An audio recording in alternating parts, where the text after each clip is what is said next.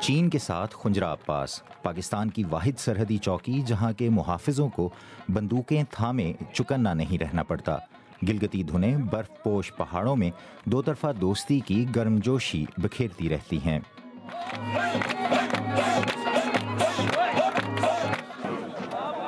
گوادر تک پاک China corridor کی تعمیر مکمل ہو جانے کے بعد دونوں ملکوں کے درمیان ساری کی ساری تجارت اس واحد گزرگاہ خنجراب پاس سے ہوگی، جس کے نتیجے میں سست ڈرائی پورٹ کی اہمیت کئی گنا بڑھ جائے گی۔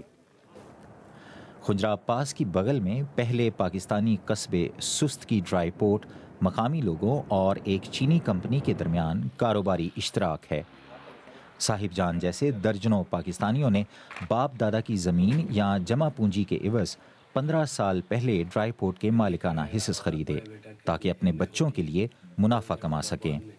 آج تک تو 10 سال نہیں زیادہ بھی ہو گیا تو یہ پورٹ بنا ہے، بس تقریباً اس سے کوئی منافع تو میرا اندازہ میں کوئی نہیں ملا ہے، کسی کو بھی نہیں ملا۔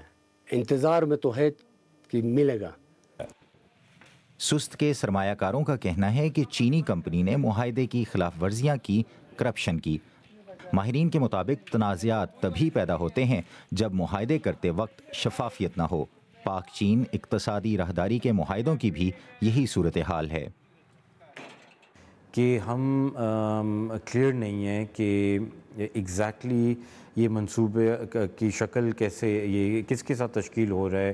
دوسری طرف سے چائنا کی حکومت ہے یا چائنا کے حکومتی کوئی ادارے ہیں یا چائنا کا پرائیویٹ سیکٹر ہے، اور اگر پرائیویٹ سیکٹر ہے تو کون سے ادارے ہیں اور ان کی شراکت کی ٹرمز کیا ہیں۔